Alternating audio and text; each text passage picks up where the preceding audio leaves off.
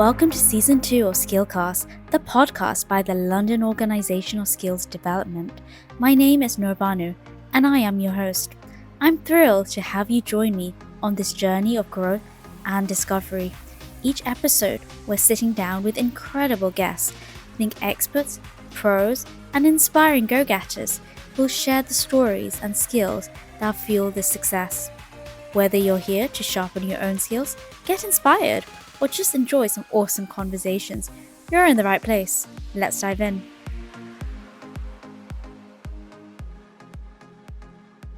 Welcome to Skillcast, Aretha. Thank you so much for having me. Why don't you go ahead and introduce yourself? Well, my name is Aretha Taylor. I am the founder of New Beginnings Outreach Program for Women, and I am also the founder and the owner of New Beginnings Life Empowerment. New Beginnings Outreach Program for Women. I founded that in Brooklyn, New York. It's for women and young girls who have been formerly incarcerated, women of substance use, mental health, physical abuse, homelessness. And that was my first child, if you will, right? In finding it, in the main reason why that came to me to build that organization is because I kept meeting women and young women who reminded me of who I used to be and of my past. And so I wanted to do something for them on a larger scale. And I didn't know what to do or how to do it. And so I started a monthly empowerment meeting for women. And from there it grew and it ventured out into my partnering with other organizations and governmental sectors to help these women when they come home from prison, like transitional housing, counseling, daycare facility for them, how to care for their children, parenting skills classes, because these things are needed desperately for the women when they come home from prison. Especially being that if they have children and they come home and their children are sometimes taken away from them because of their circumstances, right? And women, usually we're the foundation of the family. We're the one who keeps the family structured. And so when these women are incarcerated and they're abandoned by family members or whomever, we, the organization, is there to support them, to help them through their transition, whatever transition that they need, whether it be housing, whether it be counseling, whether it be work skills. That's what we provide the services for. Oh, wow. That's quite deep. It's powerful and really deep. Yeah. How do you cope with your own mental well-being? Because obviously you're dealing with so many traumatic experiences and stories and quite heartbreaking things. Like, what do you do to stay balanced?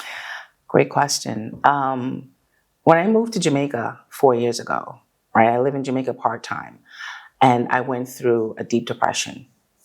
And I still needed to conduct myself. I still needed to be there, make myself available for people, and smile and counsel and set up Zoom conferences and events, and no one knew that I was depressed. So what I needed to do was kind of scale back on some of the things that I was doing and people, and worked on myself. How did I work on myself? I spent a lot of time with myself. I spent a lot of time praying. I spent a lot of time crying because I needed to get that out of me. And people think that because you're a leader, you don't feel. You have no emotions. You don't get depressed. You don't get angry. You don't get frustrated. This is not true, because we as leaders, we carry so much on a daily basis. So we need time for ourselves. My depression came because I was a strange person.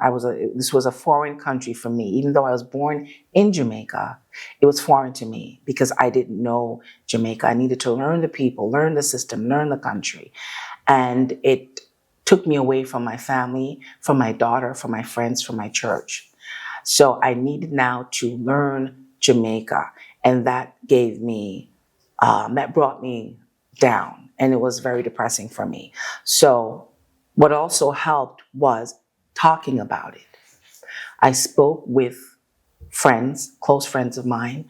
I told them what was going on with me. We talked about it. We prayed.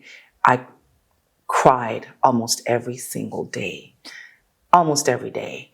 And then I dry my eyes, get up, brush off, and keep it moving. But I think the most important thing is taking that time for yourself, taking time away from everyone else. Just kind of lock in or shut in and be with self and let that process and try to understand where this is coming from and deal with that. How do you deal with it? You deal with it by always focusing on you and your spirituality, because that's how I got my healing, and that's how I maintained my mental health. Oh, wow. I love that, and the intricacy and the detail that you went into. So, just out of curiosity now, what made you move to Jamaica? Because, when you're called to something, to some place, to someone. And I knew I was called there because, again, I was born there. And maybe back in 2013, I had a dream that I was in Jamaica. And I didn't understand what that dream meant until maybe 2 years later. And so I kept going back to do outreach mission work. And every so often I go back, I felt more drawn there. I felt that I belonged there. I felt the people. I saw the people. I saw the sadness of the people, the depression and the oppression of the people. And I saw that they lost hope because the government wasn't helping them. And they lost a lot of hope. I saw the poverty. So when I tell people I live in Jamaica part-time, they get excited. Oh my God, you live in Jamaica. I know, right? So Sunny. Excited. Right, the sun, the fun, the food, the drinks. And I tell them, get out of vacation mode. I am not on vacation. I am there to live, to plant, to root. I am there to settle. And so it's a whole nother different ball game, especially when you're in the kind of business, right, that I am, or the kind of ministry that I do, which is always pouring back into people. Yeah. Changing lives, impacting lives, helping people to be better. And the depression started when you moved to Jamaica? Shortly after. Shortly after. Yeah. Was that never a bit of a bit of a red flag for you at any point to say, maybe that's a sign I shouldn't be there? Because obviously you're still here and you're still in Jamaica and you've overcome that crossroad, that barrier, that roadblock that you had. But do you ever think of it in that way? Or this is just being a bit nosy now, which I like to do? Well, no. You know why? Because that was my test to see, would you leave? Would you stay? How are you going to deal with this? So I know I needed to stay, but I needed to overcome that. And I did. With the help of God. I overcame my depression. And so that because I'm mentally healthy and emotionally healthy, I'm able to better support those that I counsel, that I pray with, that I speak with on a regular basis, that I try to help, that I empower. But again, I go back to first saying, you must first empower yourself, right? Because you need to empower yourself before you can empower others, because you have to impart that into them before so. So you have to empower yourself. And there are a lot of people that I have come in contact with that I looked at, because they're leaders, right? And in speaking with them, I hear stories and I hear what they're going through and I hear their depression. And I'm thinking, you're depressed? You're depressed too? And they're like, I've been depressed for a while. Don't know how to get out of it. I don't know how to navigate through it. Don't know where to go from here. Don't know what to do. Don't know what the next decision should be.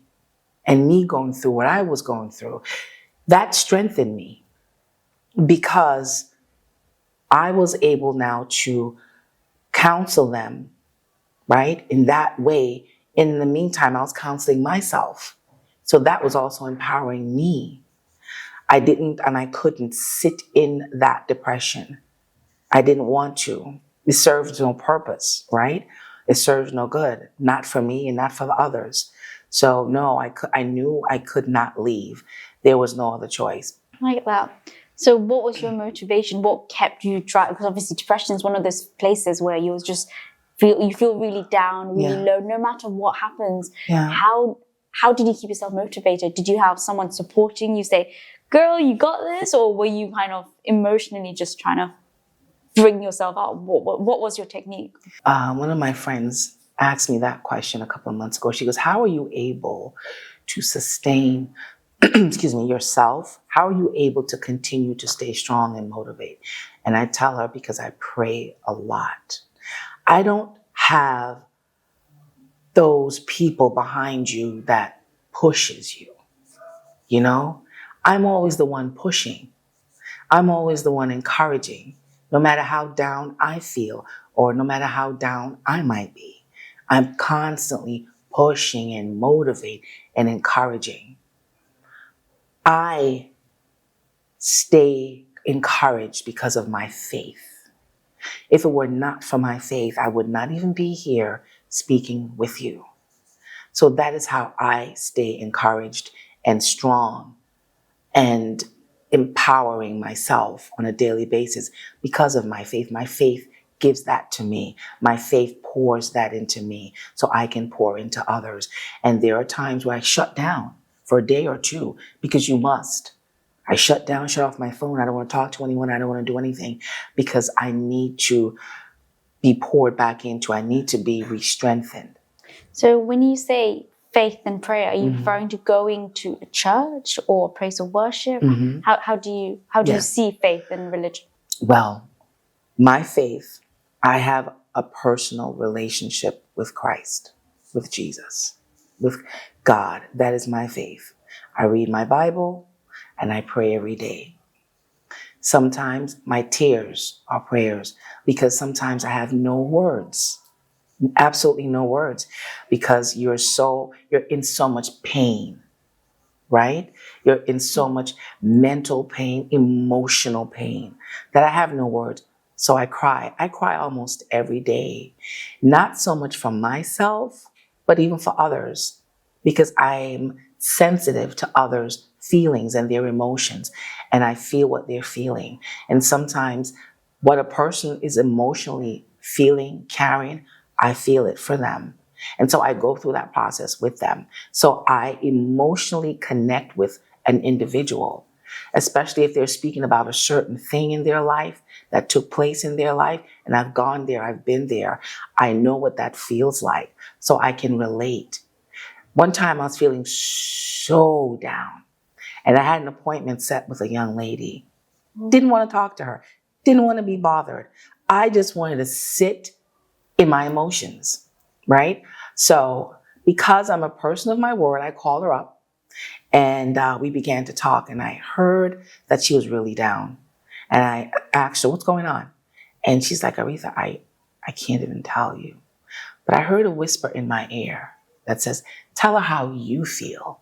Tell her how you're feeling right now. And I told her exactly how I was feeling. And she just burst into tears. And she said, I didn't have the words for it, but that's exactly how I'm feeling. I don't want to be bothered. I feel this way. I feel that way. I feel defeated. I feel anxious. I feel discouraged.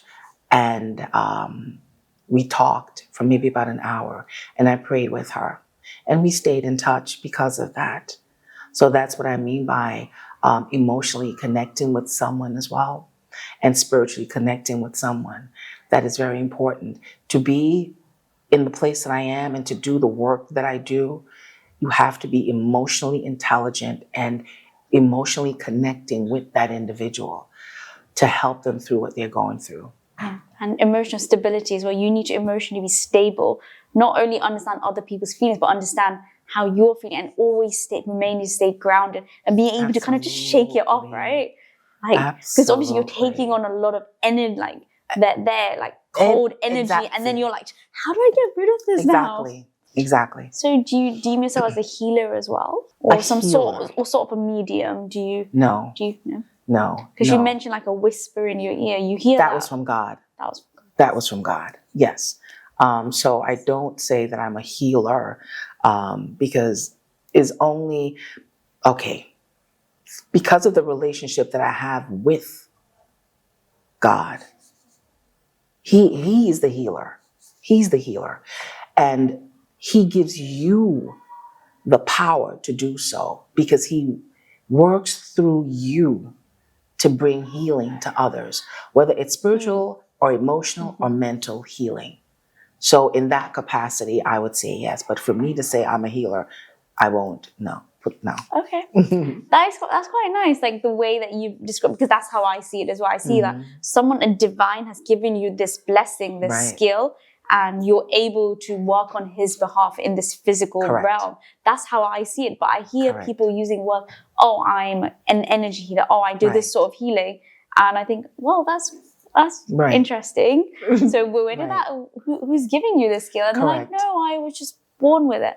So just find it quite fascinating. Right. All of us are born with gifts, right? But it's how we use the gifts, right? So when did you realize you had this gift? In 2001. Okay. 2001, my first time here in England. Okay. Right? So I was at, I don't remember which palace it was. Okay. And the changing of the guards were outside. And they don't talk, they don't do anything, they don't move, whatever, right? And so I stood there watching him, people trying to make this man talk, leaning on him, making faces at him. And he's just standing there, won't budge. And I heard a voice say, go talk with him. And I'm like, I can't go talk to this man. He's not going to talk back to me. We're not supposed to talk to him. So I heard again, go talk with him. He needs to talk. So I walked over and I just began a conversation with him. I says, hey, how are you? And he responded. I was like, what? And I started asking him questions. How old are you? How long you been doing this? Do you like your job? Do people annoy you? What do you do when your legs are cramped up, when you're tired? And he answered everything. And he said he needed that. He said he needed that. That's when I realized, okay, something is going on here. That was not of me because I was not bold enough to do so. But that thing in me gave me that boldness to go over and speak with that man. And he said he needed it. And that's when I realized there's something there. So something like some sort of a crossover, kind of like a messenger. There's the gift. There's a gift, like some sort of messenger that you're having, that you're able to voyance what you're saying. Right, the gift of speaking, the gift of listening and approaching people, when to approach them, how to approach them. Yeah. And does some of the work that you do, your services, is that something you do as well? How to approach people? Yes, you have to, especially in the condition that they're in. There are a lot of women and men that I counsel who are angry, very angry, and turned off. They're turned off by the church. They don't want anything to do with the church. They don't want to hear about the church. They don't want to hear about God because they've been hurt by the church. They've been betrayed. I've been betrayed by the church as well. I've been turned off when I was younger. The church abandoned me. So if I know that about an individual, I'm very careful of my approach of how I treat them. So I automatically treat everyone the same way, with love, because you pull people in with love, kindness, and care. And then they want to know more about that love that you carry within you. They want to know, where is this coming from? Why do I feel this way when I'm with you? Why do I feel this way when I'm around you? Why do I feel the need to talk when I'm around you? Strangers approach me. I'm in Walmart. I'm in the women's room. This woman just started telling me that she had cancer, and just people, just random people. Sometimes I don't want to be bothered, but there's this pulling. They just come to me and start talking to me because people need to talk and they need an ear. It's not always about what you have to say to them, because sometimes you don't have the right words, right? But they just want someone to listen, and they want someone to hear them. And that is so important, just to sit and listen to someone talk about their feelings, about what they've been carrying, about their hurt, about their experiences. They need to get that out of them because they don't have an outlet to do this. They don't have people listening to them. First thing they tell you is, people don't want to hear what you have to say. They don't care about what you're going through, right? They don't care about your pain. But I take the time and listen. And that makes a big difference. And how do you stay in a place of non-judgment? Jesus wasn't judgmental. And because... But just like a human innate, right? When you... Because I've been how there. much you don't want... Okay. because I've been there, right? Most of the people that I come encounter with, I've been there. So I can't judge. Who am I to judge? If you don't mind me digging a little Go bit deeper ahead. about your past and things. So you mentioned the church abandoned you and you've been there. Do you want to explore a little bit more about your story? So I got pregnant when I was 15 years old and I was in the church, right? I was on the choir, singing in the choir. We were traveling around the United States and I was really happy with that, right? That was the main thing that brought me to church. So when I found out I was pregnant, I had to tell my mom, who was also very active in the church. So we had to sit before the pastor and tell the pastor, look, I'm pregnant. And he says to me, well, you know that you can no longer be on the church choir, right? We have to put you off the choir. No explanation, no nothing. They put me off the choir. So I'm watching all my friends. They're singing on the choir. They're traveling. They're having a good time. And I'm doing nothing.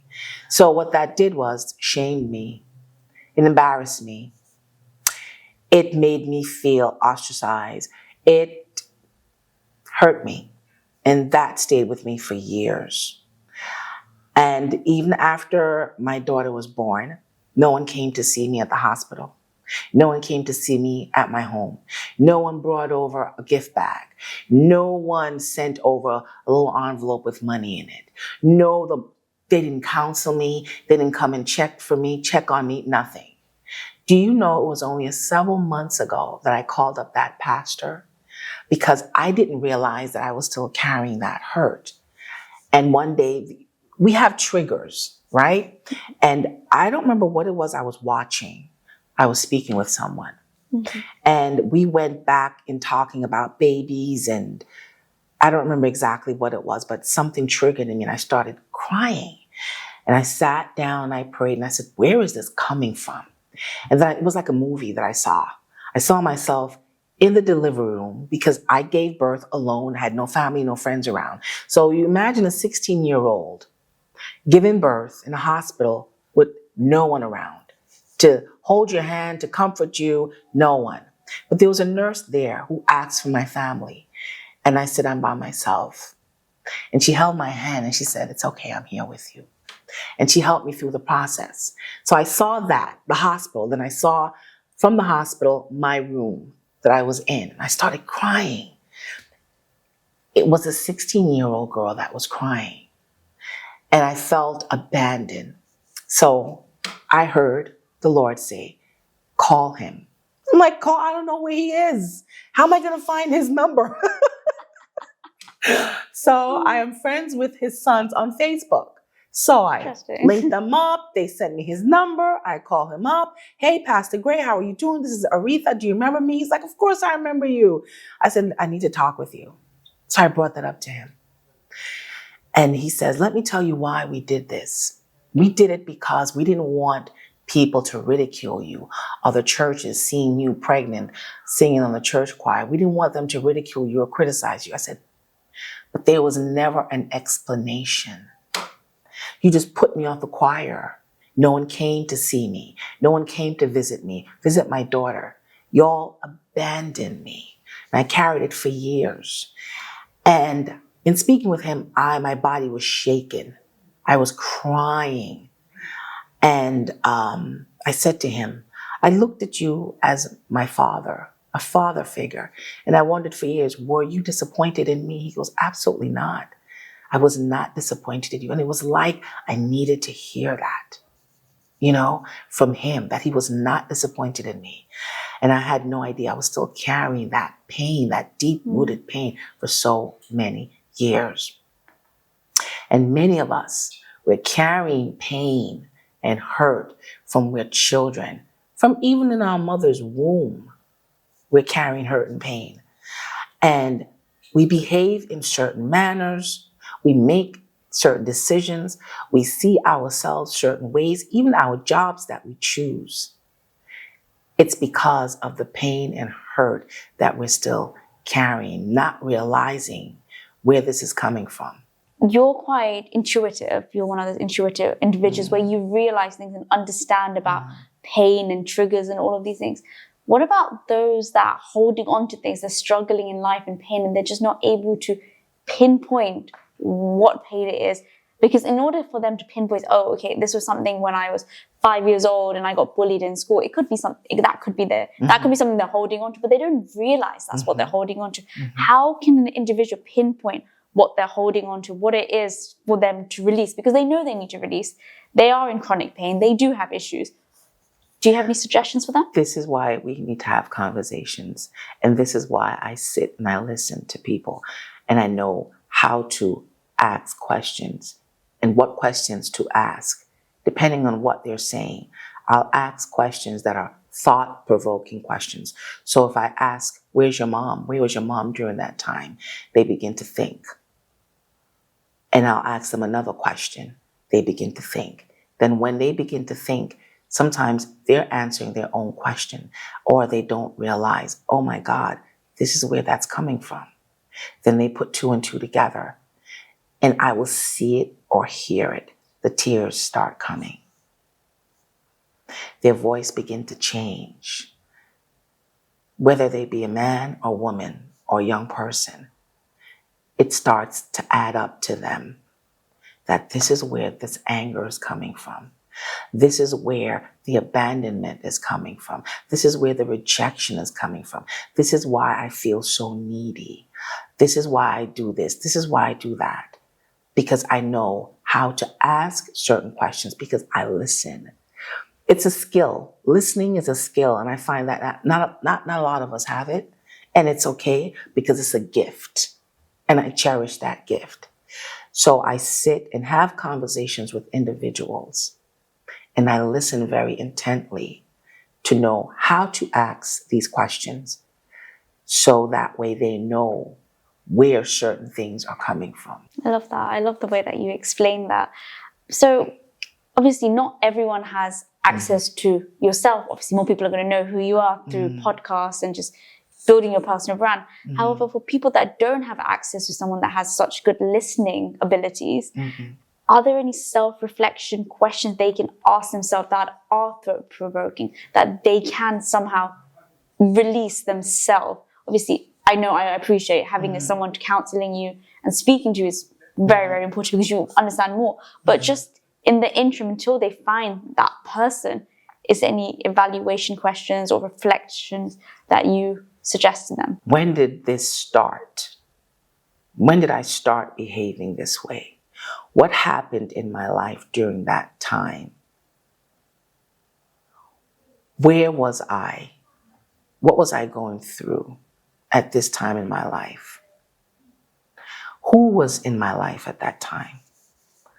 You know, these are questions that are thought-provoking. When I struggled with abandonment issues, one of my sisters helped me through that, not realizing she was. I was 2 years old when my mom decided to hand me over to another woman to raise me, which was the norm in the Caribbean, because she was leaving to go to another country. So instead of having my older siblings raise me or give them too much responsibility, she had me live with someone else for a short period of time. So when my sister told me that, I said, okay, wait a minute. I didn't remember you guys between so-and-so age. Is that why? She says, yeah, you were with that woman from you were 2 until you were about 5. You saw us in between. And certain things started coming back. Then I saw myself as that 2-year-old. Then I began to weep, because it was that 2-year-old baby. Even though we say babies don't understand, yeah, they do. They're affected at that age. And at that age, I knew, I couldn't speak, but I knew something was wrong, something was off. Where was my family? Where was my mom? Where was my sisters and brothers?